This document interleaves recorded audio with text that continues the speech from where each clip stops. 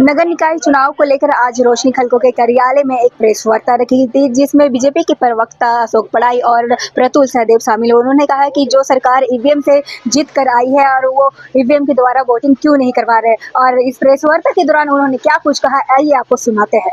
आज की प्रेस वार्ता का 2 मूल मुद्दे से हम लोग शुरू करेंगे। मैं ज्यादा नहीं बोलूंगा, 10 मिनट बोलूंगा, अंतिम 2-3 मिनट में रांची के मुद्दे पे आऊंगा। लेकिन सबसे पहले आप देखें किस तरीके से जो सत्ताधारी गठबंधन के दल है, इन्होंने हथियार ही डाल दिया। हथियार डाल दिया इसलिए कि उन्होंने दलगत आधार पर चुनाव नहीं कराया, क्योंकि साफ पता था कि साफ स्क्रीन पे और जो अखबारों में बीजेपी ने 80% सीटों पर स्वीप किया, ये देखना नहीं चाहते थे। दूसरा, ईवीएम से ये सरकार खुद 2 बार जीत कर आई है, माननीय हेमंत सोरेन जी की सरकार, लेकिन बैलेट पेपर से कुछ चुनाव कराने का निर्णय लिया। और आपको याद होगा कि पिछली बार जब बैलेट पेपर से चुनाव हुआ था 2008 में, तो 4 दिनों तक गिनती चली थी। तो ये धांधली और आशंका से हम इनकार नहीं कर सकते, खास करके जब राज्य निर्वाचन आयोग बिल्कुल किंग कर्तव्य विमूढ़ हो गया है और हमारी शिकायतों पर संज्ञान नहीं ले रहा। देखिए, रांची के मुद्दों पे संक्षेप में आने से पहले क्या स्थिति हो गई है राज्य सरकार की, और क्यों हर एक जगह राष्ट्रवादी उम्मीदवारों का समर्थन करने की आवश्यकता है, बहन रोशनी खलको को मेयर क्यों बनाने की आवश्यकता है। इस पूरे प्रदेश में राष्ट्रवादी विचारधारा की ताकतें जब तक सशक्त नहीं होंगी तो इस सरकार की अंधेरागर्दी चलती रहेगी। बच्चा चोरी और ह्यूमन ट्रैफिकिंग से झारखंड लगातार जूझ रहा है। 700 के आसपास बच्चे औसतन हर एक वर्ष गायब होते हैं, और अभी भी पिछले 6 वर्षों में 1000 बच्चे ट्रेसलेस हैं।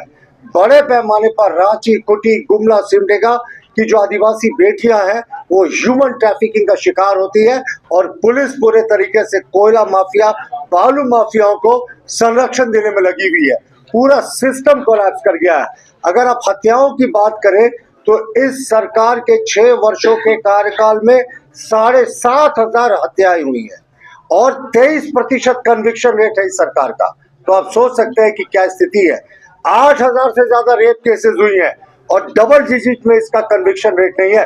और सबसे अफसोसजनक पहलू कि जो रेप केसेस हुए 1/3 आदिवासी बेटियां उसका शिकार हुई हैं। पूरे तरीके से जो है वो यहाँ सुरक्षा से खिलवाड़ किया जा रहा है। अगर आप देखें तो अपराधीकरण और गुंडा राज का मैंने आपको उदाहरण दिया कि किस तरीके से अब नक्सलवाद अगर कम हो रहा है। गृह मंत्री जी ने घोषणा की है 31 मार्च तक हम नक्सलवाद का लगभग समूल नाश करेंगे। तो अब संगठित आपराधिक समूह जो है वो बढ़ रहे हैं। अब आप देखें जहां भी कोयला बालू का उद्योग है या जहां खनन होता है, वहां अब संगठित ऑर्गेनाइज माफियाज की तरह ये लोग काम करते हैं। सुपारी लेते हैं 5,000 10,000, यही लोगों की कीमतें रह गई हैं जान की हेमंत सरकार के कार्यकाल में। अपहरण, फिरौती के लिए अपहरण की घटनाओं में 23% जो वृद्धि है, वो जब हमारी भारतीय जनता पार्टी की किसी समय राष्ट्रवादी विचारधारा की सरकार थी और अभी मौजूदा समय में। और जो भ्रष्टाचार है, राजकोष में 10,000 करोड़ का ब्लैक होल है। जैसे गैलेक्सी में ब्लैक होल होता है ना, जो उसके अंदर जाता है वो कभी निकलता नहीं। तो 10,000 करोड़ के पैसे का कोई हिसाब नहीं है इस सरकार में, ना उसका रिसीट है, ना कहाँ आया ना कहाँ गया। किस तरीके से भ्रष्टाचार इस सरकार में शिष्टाचार बन गया है कि आप खुद सोच सकते हैं। और खनन और जो यहाँ शराब माफिया है उनका कहते हैं ना गोल्डन एरा चल रहा है। भारत के भी शासनकाल में चंद्रगुप्त मौर्य के एरा को गोल्डन एरा कहा जाता था। ये शराब माफिया और जो खनन माफिया है उनका गोल्डन एरा चल रहा है। शराब का जो घोटाला है वो 750 करोड़ का है। एसीबी जांच कर रही है, सीबीआई जांच से सरकार भाग रही है। क्यों? क्योंकि सत्ता के शीर्ष में बैठे लोगों तक इनकी गर्दन पहुंचेगी, जो ये सरकार बिल्कुल नहीं चाहती। सैकड़ों एकड़ जमीन सरकारी माफियाओं को सौंप दी गई है और पूरे तरीके से देखिए तुष्टीकरण का इस सरकार ने एक नया अध्याय लिखा है। किस तरीके से साहब यहाँ तुष्टीकरण चारों तरफ व्याप्त है, किसी को बताने की आवश्यकता नहीं है, इस पर मैं डिटेल में नहीं जाऊंगा। स्वास्थ्य सिस्टम वेंटिलेटर पे इस सरकार में राष्ट्रवादी शक्तियों को जीतना, विकास वाली शक्तियों को जीतना इस चुनाव में क्यों महत्वपूर्ण है? राज्य में विशेषज्ञ डॉक्टरों के 61% पद, नर्सों के 52%, पैरामेडिकल के 80% पद खाली हैं और सरकार सिर्फ कमीशन खोरी में लगी हुई है। जो एक्सपायर दवाएं हैं वो रिम्स जैसे प्रतिष्ठित संस्थान में वो बांटे जा रहे हैं। 10 रुपए की सिरिंज और 30 रुपए की दवाओं के लिए मरीज तरस रहे हैं। जो अव्यवस्था है सारे हॉस्पिटल्स में वो बहुत ज्यादा हो गई है। और अब आप नगर निगम के चुनाव के लिए अगर आप देखेंगे तो जिस तरह की स्थितियां हैं आपको दूर देखने की जरूरत नहीं है। क्या स्थिति हो गई है साहब, सड़कों की जो पीसीसी सड़कें बनती थी जर्जर है। और म्युनिसिपल कमिश्नर साहब या छोड़ दीजिए उनकी बात, कोई एएमसी हो या दूसरा अधिकारी फोन नहीं उठाते। तो ये सरकार ने जो 3 वर्षों तक चुनाव नहीं कराया उससे 2100 करोड़ रुपए का जो सेंट्रल ग्रांट मिलता है नगर निकायों का, उसका सीधे नुकसान हुआ सिर्फ चुनाव नहीं कराने के कारण। तो 2100 करोड़ जो गरीबों के विकास में जाता, इस सरकार ने इसको डुबा देने का काम किया। अब रोशनी खलखो जी के जो आप घोषणा पत्र देखेंगे, विकसित रांची का संकल्प पत्र देखेंगे, तो उसमें मैं संक्षेप में 4-5 पॉइंट बता रहा हूं कि कितनी दूरदर्शी सोच है इसमें। होल्डिंग टैक्स, पानी टैक्स और कचरा टैक्स का जनता का बोझ नहीं बनने दिया जाएगा। अभी आप बिना पानी के कनेक्शन के आपके ऊपर वाटर टैक्स का लंबा चौड़ा बिल आ जाता है। ये सब रोशनी खलखो जी जब जीत कर आएंगी तब ये सारी चीजों को सुधारा जाएगा। और दूसरा आप देखें, स्मार्ट डस्टबिन लगेगा। जैसे बड़े शहर हैं, इंदौर है, बड़े बड़े शहरों की तरह स्मार्ट डस्टबिन रहेगा। सूखा कचरा, गीला कचरा सबको अलग किया जाएगा।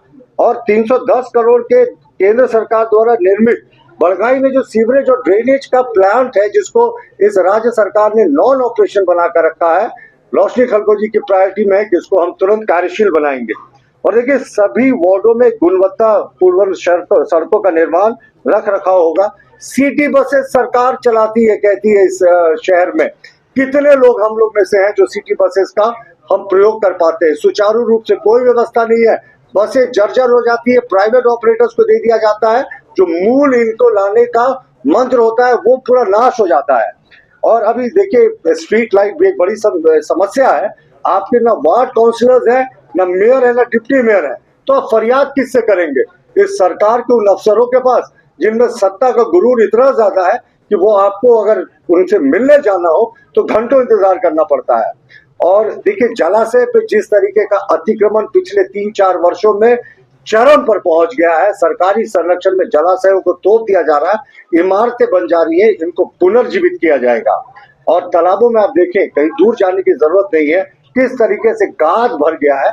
इसको गाद निकालने की मशीन है भी, मशीन की खरीद कमीशन खोरी के कारण हो जाती है, लेकिन वास्तविकता में इसका प्रयोग बहुत कम देखने को मिलता है।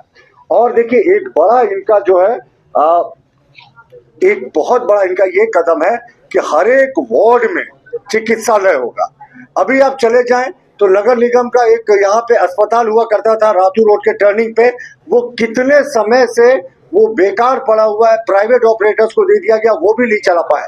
रोशनी खलखो जी के संकल्प पत्र में है कि हर एक वार्ड में डॉक्टर्स बैठेंगे, हर एक वार्ड में चिकित्सालय होगा, दवाइयां उपलब्ध होंगी। तो अब समय आ गया है कि रोशनी खलखो जी को बिस्किट छाप पर हम जनता से आह्वान करते हैं, वह क्रमांक संख्या 6 पर वोट करें, राष्ट्रवादी विकासवादी व्यक्तित्व को चुनाव जीतने का मौका दें। धन्यवाद। अगर आपने किसी योजना की शुरुआत की तो उस योजना को अंतिम समय तक ले जाएंगे। अभी मैं खुटी गया था 2019 में, जब रघुवर दास जी मुख्यमंत्री थे, तो वहां जो एक केंद्रीय जलापूर्ति योजना शुरू हुई थी वो आज तक ऑपरेशनल नहीं हो पाई सरकार के द्वारा 30 करोड़ रुपया नहीं देने के कारण। तो जो हम लोगों ने कार्य शुरू किया था 3 वर्षों में, सिर्फ लूट कमीशन खोरी के कारण पूरा कार्य ठप है।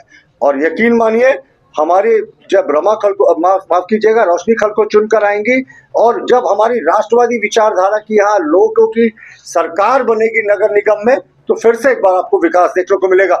बड़ी बड़ी बातें छोड़ दीजिए ना, अपने घरों के सामने देखते हैं कूड़ा का जो उठाव है वो नियमित नहीं होता है, कई कई दिन तक गाड़ियां नहीं आती हैं। ये सारी चीजों को हम बेहतर करेंगे।